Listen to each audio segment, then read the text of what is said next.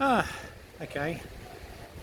The dogs are being fed, I'd say, at the moment. I can hear some barking, but hopefully all you can hear is the fan going off over here. And so this video, this is for Myles and Tracy, and they're dear friends of mine, that VK2ASS, and Tracy, who is his beautiful wife, that is probably, what do I call you, Tracy? The most ham radio tolerant wife I've ever met.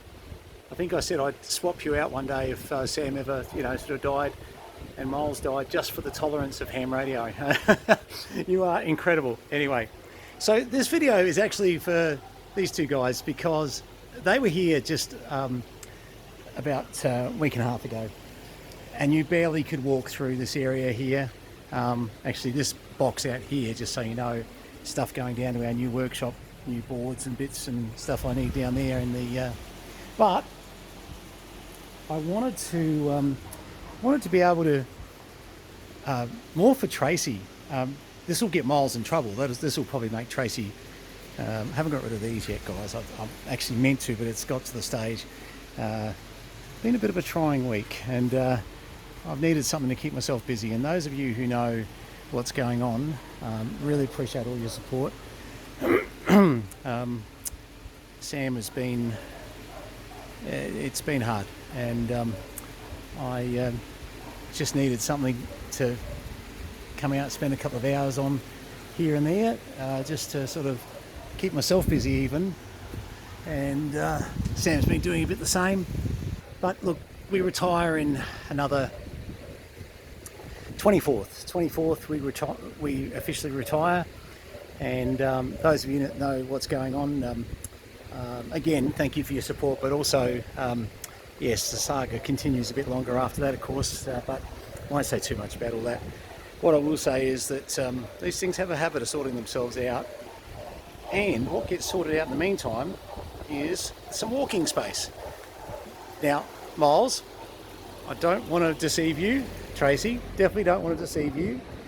I mean, it's better. You can walk down these alleys better. But we haven't actually got to those yet, to be very honest. Initially, it was all these areas here that were just covered in bits and pieces, whether it was radios, screwdrivers, shifters, rubbish everywhere. We've moved the scales over, so when we're shipping radios out, they used to be right over the other side over there, which was really silly because I was having to walk over junk, and this was a better idea. This will just be literally our packing area.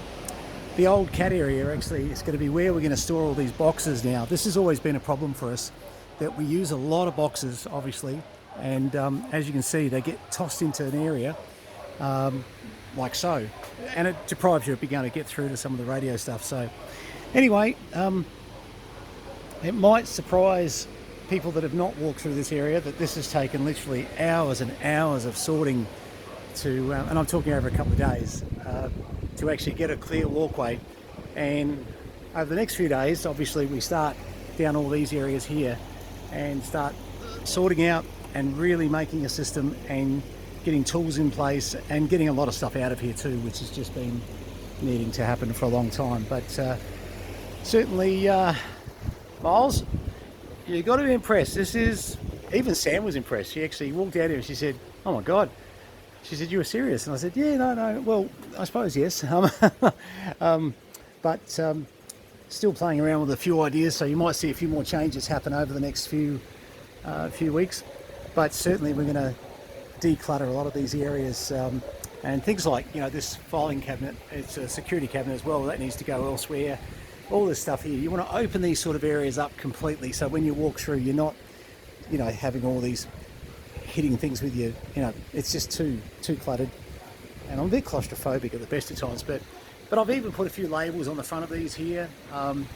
We're starting to get some of these drawers filled up.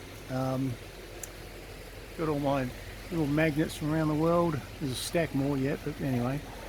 And we're starting to use some of these things here you get off eBay, which you can start putting on the front of some of these here. And obviously in the new, where the C8 Corvette is and the Trackhawk, we're going to be doing a lot of custom work over there and developing that into a really nice man cave area, so that should look fairly good. Anyway, hopefully we can show you some cleaner areas very soon where all these other, sort of shelves. That's the next goal after we clean up the walkway I just showed you, is to, well, ideally, to be very honest, these 2 rows of shelves here, I would like to see them gone, but now we're converting. We've got another 8 roller doors going in on a new garage system to fit a few more cars coming in. I'm not so stressed for room immediately to have to move these. I was thinking I was going to need this space, but even so, I'd probably like to move some of these shelves around a bit and just, change the focus of this whole American barn. So anyway, there you go, Myles and Tracy. I just thought it was a bit of a funny one to show you. You guys have seen it so recently, and it was just terrible. And I mean, like, I was checking my insurance on whether or not you fall over between, the side door there, getting through to the roller door. I mean, I don't know if my insurance would have covered it the way it was, but hey, still, the next few days we'll get this area through here cleaned up. I think I'll be happy when we've got that area cleaned up, and literally all those benches in the middle are going, the scissor lift is going, and all that stuff sitting on the side there going. So we're going to revamp all that as well. So it'll take on a much better look, I think. And this has been a godsend today. Well, not so much today. Yesterday more so. I was doing a bit out here. Today I've been police, courts, lots of stuff. But anyway, that's some of you guys know what's going on. But hey, we didn't do anything wrong, by the way, not us. Anyway, but yes. So just hang in there. Look, I will disclose at some stage down the track what actually happened. There is a story to be told, and it's not a good one, to be honest. It's one where sometimes people can be terrible, actually, really terrible. But anyway, oh, something I was going to show you too. I hadn't looked at this for so long. Have a look at this. These trays, I'd forgotten how much stock is sitting in here, and so well. I mean, it's so well set up. This came out of a workshop. Well, and I'm trying to remember whether the workshop this came out of was up at Weewar or in Mount Gambier from. So it was either set services or one of them. Anyway, capacitors. So I have trouble getting some of these out. They're all resistors there. Oh, there we go. Yeah. So once again, like, it's an all-purpose kind of. If you need something, it's probably in one of these. And it was only today I bumped it and opened one, and I thought, I'd forgotten all about this. There's just so much stuff. And, oh, relays. David. I wonder. We're looking for a relay for a Gladiator at the moment. And how much? I reckon it's the bigger one to that one. I'm going to take one of those inside. Don't think it's that one. It's wider. Breakout, it says. All right. I'm going to take one of those in, but I reckon it could be the next size up, although that could be the size. Oops, hang on. It's better. Any more relays? Oh no, all trim pots. But look at these guys. I mean, it's crazy. When we start breaking down, the workshops to sell all the bits off, all these bits will go with it. I don't quite know when that's going to be, to be honest. For the moment, I'm going to keep on battling on. Look, as you know, I'm not doing any like repairs or anything. It's more just for me to fix up some of my own radios and bits and pieces. Geez, got a lot of DIN plugs. Just about every DIN plug known to man in there. Oh goodness. Yep, a lot of 5s and what are they? 6-pin. Yeah, see, some of these, they are very handy, and I think I can spot some sort of Jones plug looking things there, which that almost would be probably even fit a Yaesu. Anyway, but yeah, as you're seeing, a lot of accessory bits there that are just so handy, and it's hard to believe that I'd forgotten that, because you couldn't even get to these drawers because there was just so much rubbish in front of it all. What are they? Oh, they're like old tuning. Yeah, okay. So there'll be a bit of stuff here that's probably back from the 70s that, you know, from old TVs, I'd say, and bits and pieces that probably, you know, don't have a lot of use anymore. I mean, look at that dual gang pot, well, triple gang pot with switch pot on the back of it. I mean, imagine what that was back in the day in cost. That's crazy. And some of these here, they're obviously off various radios, and probably that was a band switch or something, who knows, from a more an AM FM. See, once again, yeah, a lot of stuff here that hopefully when it does go, it goes to somebody that can really, you know, utilize it. That does a lot of, I would think, you know, all these old clarion bits and that. Does a bit of old, even not two-way, sorry. Oh, look, geez. Okay, that's a bit interesting. Does a bit of stereo service, etc. I've gone for a little sit down here. I used to replace these when I was an apprentice. The old STK series. My goodness. See, a lot of the CBs used UPC 1156s. Even the HA series, you saw 1339s and different ones in CBs. Some of these here, 1322s, you saw them in a lot of amps. 7204s here, 7201s, there'll be some 7205s, I would say, somewhere. Yeah, that's... and there's a popular one. Just the other day, I needed one of those for... what was that out of? I had one in my other trays, to be honest. It was a sideband audio problem, and it was actually the audio IC that was giving the trouble. It was a 1339A. But yeah, I actually did have one in my old stocks, so that was sort of handy. But nice to know we've got a few more. What's he got over here? More HA series. But yeah, look, as you can see, there is some crazy amounts of stuff in here that... What are these? Demod control. So these are modules out of something. If you happen to know, you know, this chrome luminance, are these from TVs? Video detector, reference Demod, Philips. Don't know, guys. If you've got any background on these, that, you know, you used to do this in your previous life. More ICs over here.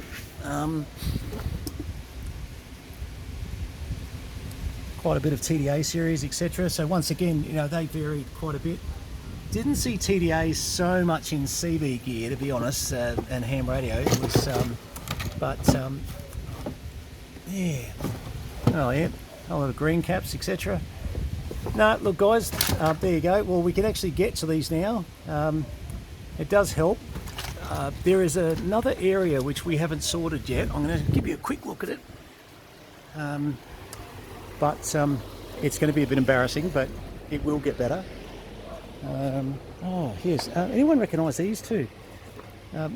SWR, I remember what they were now. Sorry, I remember working out there from the Oscar blocks, that's right. So if you've got an Oscar block with a broken meter, we've got quite a few brand new Oscar block meters for the SWR 200s, I think they were called, Oscar block 200 series. But yeah, look here, believe it or not, just every type of cap, resistor, etc. Even some of the high voltage stuff is all sort of sitting here. I've got to get through, sort out, etc, etc, etc. And also don't forget, if you're chasing Yaesu manuals, that whole lot there, some of them are new, that they don't look new right now, but some of them are. And we've got so much to get through. All right, guys, anyway, this was a bit of a, well, it was supposed to be a 2-minute joke video to good old Myles and Tracy, but turned out to be, you know me, I keep talking about things and finding things, and yeah, that's a good find. I'd forgotten all about it. All right, I'm going to go grab this box, take it down to the museum building. These here, I wish I'd got moved today, but I am buggered. I just think, no, tomorrow. These are some old German receivers, and very commercial grade HF receivers.